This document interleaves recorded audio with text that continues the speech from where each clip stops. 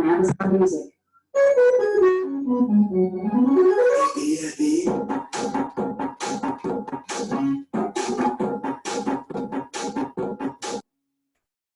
I have a pen. I have an apple.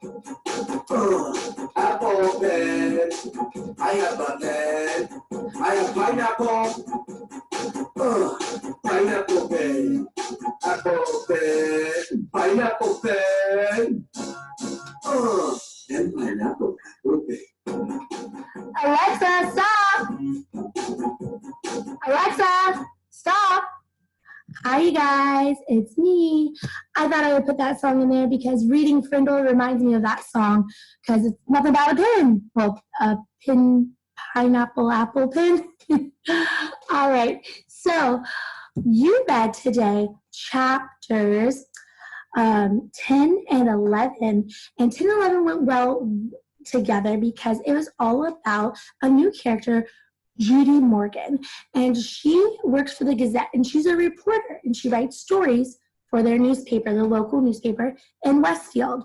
So she got a tip from one of the people that works with her who has a 4th grade kid saying that at the school people are having a lot of after school detentions because they're using a word, and she should investigate it and see what's going on. It's pretty silly. So she went to the school and she investigated it. She asked some questions to the principal. She asked some questions to Miss Granger. And she even unknowingly asked questions to Nick because Nick didn't let her know that that was him.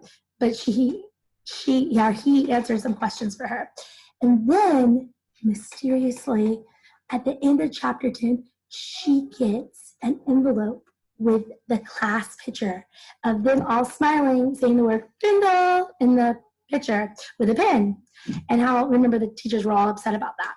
So I wonder who mysteriously sent her that envelope, because it was on the back, it showed who exactly Nick was and said the exact row he was in, and it was written in neat cursive. So I'm definitely thinking it's an adult, but who? Who would send that to her? Because they know she's going to put it in the article. That could be our next question. So today, for the bonus question, Wednesday's bonus question, go ahead. Who do you think sent Judy Morgan, the reporter, that picture to put in her article? Who do you think had access to it, and who could do that? And make sure you don't just write a name. Tell me why you think that person did that. All right. So that is your bonus question. Let's get started with reviewing the text. And then also, in chapter 11, before we do that, because I just told you all chapter 10. So at chapter 11, the news article was released that next day, and people were reading it. And as you can see, a lot of people were sort of like, what is this? What is this? What is this? The author wanted to emphasize that people were shocked by it or a little bit upset about it, like Nick's mom, the superintendent, the principal. So let's go ahead and check our work. I'm going to share my screen with you. All right, here we go. So since you read 2 chapters today, I'm not making you do 4 pages. You're only doing 2 pages. The first page I asked you to do was page 24, which was this one. And the first question is, who is Judy Morgan? Because he is a new character. Well, as I said before, she's a local reporter. She reports for the Gazette, the Westfield Gazette. All right. How did Mrs. Freed, the school secretary, feel about the word Frindle? So give an example, it says. So you need to support your answer with text, evidence, like I've always said. All right, so you have to go back to Mrs. Freed. And if you look in chapter 10, you realize Mrs. Freed is the secretary. So like when you walk into the school, she's the first person you see, sort of like Miss Dixon at our school, who sits behind that glass counter. That would be our school secretary. So Mrs. Freed is theirs, and she knows everything about the school, and she's the one you get the information from. So she walks in and says she wants to speak about because when she was walking in, she saw one of Miss Granger's posts on the wall about how if you use the word Frindle, you will have detention. So she wanted to know more about that information. And Mrs. Freed, in this chapter, let's see, I'm going to turn to this chapter. It's on page 59. And you realize Mrs. Freed, once she asked that, Mrs. Freed stopped talking. She was sick and tired of everything to do with that word. For the past week, her phone has been ringing off the hook with parents complaining about the child saying after, and some school boards trying to get in touch with Mrs. Chapman and Mrs. Granger about it. So it seems like she's just, like I went back and looked, she's just sick and tired of the word. So I'm going to put it down. I'm going to type it out for you guys. Here we go. Mrs. Freed was sick and tired. That's the exact words I said on page 59 of the word, because it was all that people were talking about and calling the office up. And she's the one who has to take all those calls. All right, so that was on page 59. Now, I'm going to go ahead and clear that off. So remember to always go back and check your text, because that one was a little, not difficult because it was right there. It was one that you probably won't remember, so you have to go back and check. All right, here we go. Who did Judy Morgan interview at Lincoln Elementary? Quote each character's response to Mrs. Morgan's question. All right, so she interviewed 3 people. She interviewed Mrs. Chapman. She interviewed, which is the principal. She interviewed Miss Granger, which is the teacher, the language arts teacher. And then she interviewed Nick, but she didn't know she was interviewing Nick because she just walked up to a group of students and was asking them about Frindle, the word Frindle, and see if she could talk to Nick and who Nick was. And Nick acted like, oh, that was another student, and was answering her questions, but didn't say, I'm Nick. So let's start off with Mrs. Chapman over here. So I'm going to put Mrs. Chapman here. And Mrs. Chatham, sorry, not Chapman, Chatham. All right, and over here, we need to put some quotes. It says responses to Judy Morgan. So this would be the quotes. So when you quote, remember you have to put those quotation marks, exactly what I said from the text. So on page 60, I found that she asked about the post that she saw when she was walking to the school that Miss Granger put up. And the principal was like, that's trying to get away from it. And she said on page 60, page 59, it said, it's nothing really. So she said, it's nothing really. All right, she also said, said we had to do 2. So on page 60, then Mrs. Morgan asked her, well, if it's nothing really, so then it hasn't been taken care of. Is it over? Because you still have it up on the wall.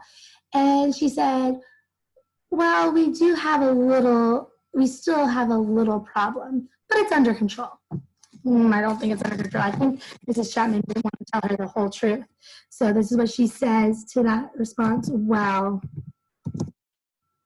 we do still have a little problem.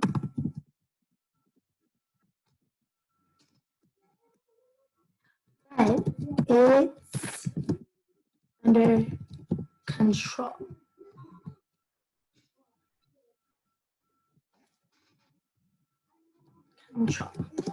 All right, and you have to put that in quotes because you're typing in exactly what the text says, okay? Because you're quoting what the characters are saying. So you have to put exact words what they say. All right, so now I'm going to go and find 2 responses of Mrs. Granger, because she also interviewed Mrs. Granger. All right, so the first one I found, and you can put the page numbers next to it too, you guys. The first one I found was on page 61. So her interview was on 61 to 62. And it says, she asked her, how is the battle going? And the first thing she responds and says, it's not a battle. So, because even other people are trying to say this is a battle between her and another student, maybe or the 5th graders and her, saying they can't use this word, which just really means the word is not a bad word. It's a silly word. All right, so why couldn't they use it? So her response was, first of all, it is not a battle. Then another response I found interesting is that she thinks it's a fad and that it will fade. And I loved how she said this, because you tell she's an English teacher using her phonics skills here. She says, and I'm gonna, I forgot to put the quotes up here. All right, and I'm gonna quote it down here, but I'm gonna put the dot, dot, dot, because there's words before this, what she said, but I don't need them. So I'm gonna put the dot, dot, dot to let you know that I am quoting something, but not the whole sentence. So all of this is just a silly fad. So even she thinks it's something silly fad. And when you add an E to fad, you get fade. Basically, she said the fad is going to fade out. It's not going to last very long. It's just going to last right now, and it's going to fade out. So I like how she said when you add the E to the end of fad, you get fade, because the E makes the A say its name. You can definitely tell she's a language arts teacher. All right, and then the next person Mrs. Morgan interviewed, but didn't really even know that she interviewed her or him until she got that picture to know that it was him, was Nick Allen. And he was just acting like any student at the school, didn't say his name, didn't say it was him. And when she asked, can I talk to Nick? He said, oh, he doesn't want to talk to anybody right now. So he was sort of pretending he was someone else.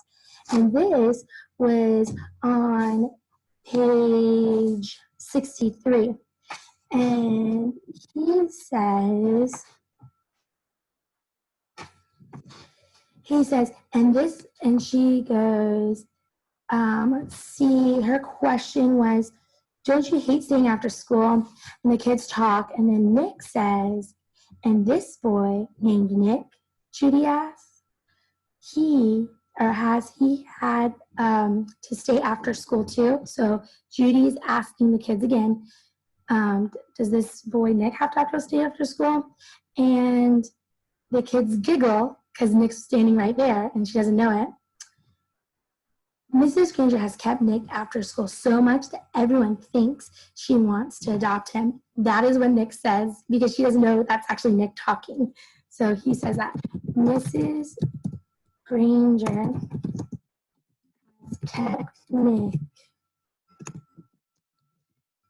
after school so much that everyone thinks she wants to adopt him. That's what he says, as like just sort of messing around with her as a reporter, not letting him, telling the truth still, but not letting her know that he is Nick. All right, because he has been kept after school a lot.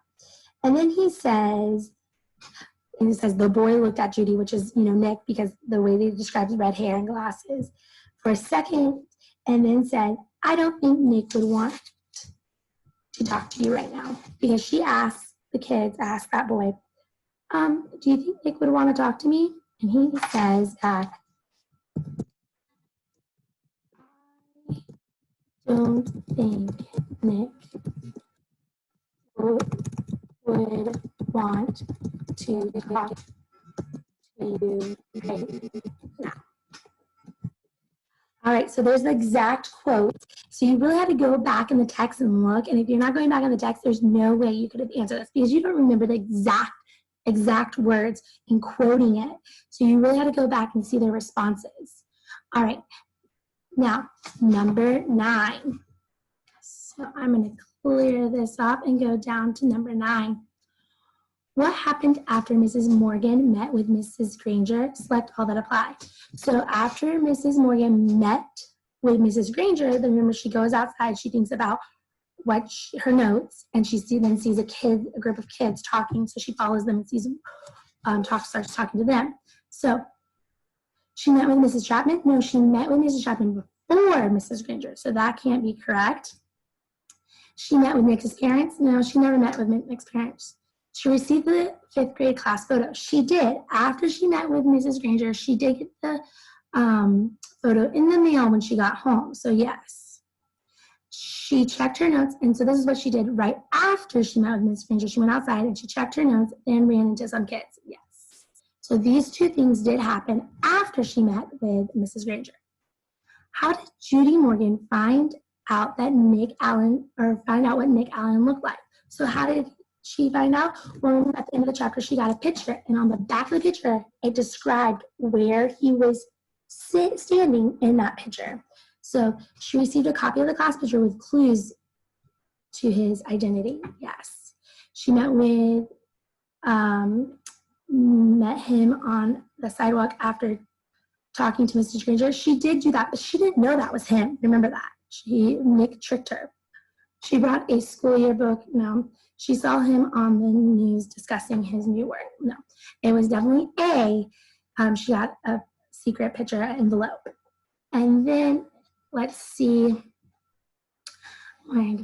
How do I know this to support my answer? So again, you have to go back and look. And it was on page 65. And it says, these are the words. Written on the back of the picture in neat cursive was third row, 5th from the left. And that was the location of where Nick was. So that's how I know I can support my answer, because she got it in the mail, and on the back was written in neat cursive this clue to who he was, describing where he was in that picture. All right, so that's chapter 10. Now I told you to do page 25 for chapter 11, and chapter 11 was pretty short. And they even gave you a vocabulary word that wasn't in the text. So since it wasn't in the text, you couldn't use your context clues. And I'm wondering why they're giving you this word bias. I'm wondering if it's thinking maybe you're going to be biased to one person in the battle and to the other person. Or, for instance, like Mrs. Chapman is biased to Miss Granger's side because they work together. Or Nick's mom is biased to Nick because that is his mom. So the word bias, I had to look it up. So since you don't have context clues, you have to look it up first. And Google said it means that your prejudice is in favor of someone or something. So you're in favor of something.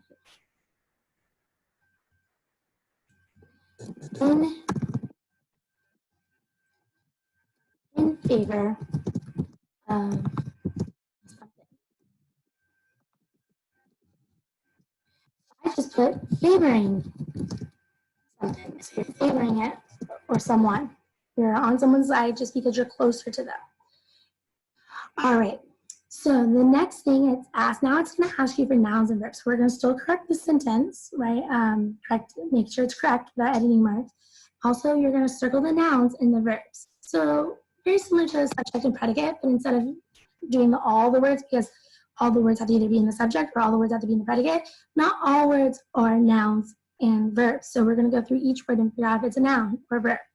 First, we have to correct it. So first, correcting it would be capitalized because it's the beginning of a sentence, and it's a proper name of the Gazette. So the Westfield Gazette is a name of a newspaper, so you have to capitalize it. Published an article with the word Frindle. All right, so now it says circle the nouns. Let's circle the nouns. The Westfield Gazette is a noun because it is a newspaper. It's a thing.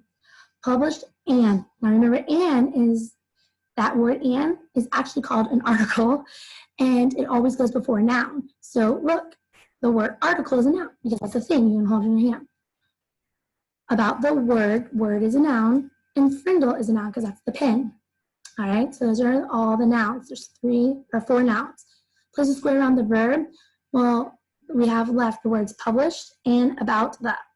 And the only word that is a verb, something you can do, is published. It was published. All right, so there you go. There's that verb. Remember, a verb is something you can do or something that is doing something. Like it shows that it's doing something. All right, this one's a little tricky. But let's go ahead and do the capitalization and punctuation. Does needs to be capitalized as being a word. Anyone seem to be happy about Judy? Judy's a proper noun. The reporter, Judy Morgan's article. And this is a question, so you have to put a question mark at the end. All right, now let's go through the nouns. Does anyone? Anyone is a noun, because it is a person.